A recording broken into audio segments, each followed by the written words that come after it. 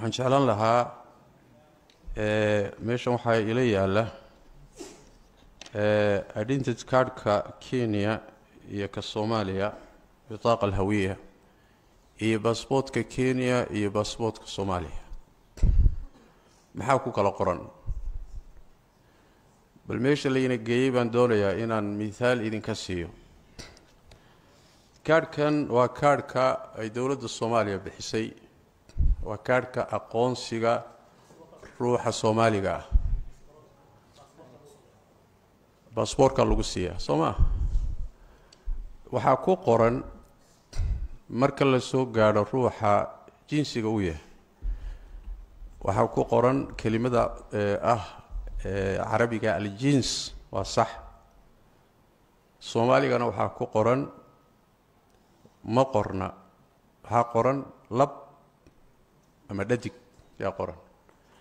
laakiin Englishka marka la yimaado luqada Englishka maxaa qoran jen baa qoran jen maxay tahay gender oo la soo gaabiyo baasaboorka ay dawladda Soomaaliya bixiso waa ka waay asagana meesha jinsiga ruuxa tilmaamaya waxa ku qoran kalimatul jinsi oo carabiya lab ama dhadig oo Soomaaliya laakiin marka luqada Ingiriiska la yimaado waxay qorayaan gender soo waxna dagaalayna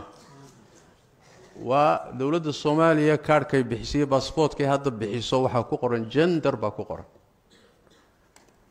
maxaa ku yara ku qornaan jiray ka Kenya maxaa ku qoran kan Kenya kaarka muxuu ahaayay maxaa la yiraahdaa identity cardka Kenya waxa ku qoran ruuxa jinsiga uu yahay sex baa ku qoran sex kuna laba mid u muuqnaad ama wuxuu noqdaa nin ama wuxuu noqdaa dumar male ama female buu noqdaa laakiin genderku waa kelimo cusub oo waa kelimadan ka hadlaynay Kenya lama gelinin baasaboorka Kenya markaad soo qaado sidoo kale waa isagana kuma qorra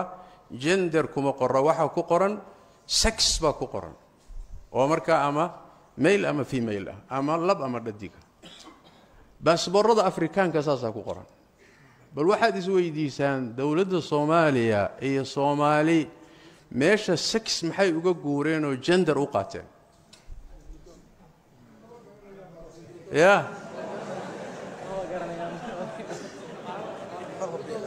ما يفهمون بها سينا وفهمسنين متعلمين واي waxa dhigaya mutacallimiin waay aqoon-yahan waay luqadda iyo erebixinta way yaqaanaan isticmaalka hadda loo isticmaaliyo dhanka loo wada way yaqaanaan ceeb waay waxa noocan oo kala ceeb waay dawladdii dalkii muslimka ahaa dadkii muslimka ahaa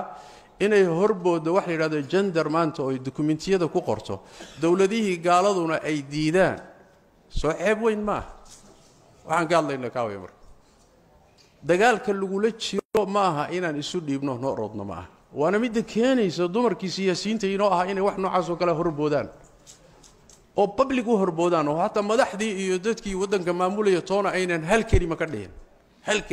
waxa uu ololeynay dokumentiyadiina waa lagu qortay baynama hadaad u timaado caalamul islaami dagaal baa lagu la jiraa fikradda noocaas oo kale Sacuudiga 12 bilood gudahooda waxay ka masaafuriyeen wadanka ka eriyeen 3,000 oo dadka noocaas ay ka eriyeen wadanka oo markay ka war heleen la masaafuriyay qatar oo hadda ciyaaraha caalamiga marna way ka socdeen maxay ku sameeyeen dadka noocaas oo kale soo lama socotaan diyaaradoodii hawada iyadoo ku soo jirtay hawada ka celiyeen oo dheerma soo gali karaan wadankana calaamadoodii astaantooduna ka muuqan karayso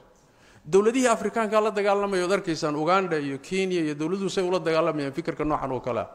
annagana inaan dokumentiyadeena ku qorto dawladda Soomaaliya soo ceeb weyn ma warkaas gaarsiiya nimanka meesha fadhiya warka gaarsiiya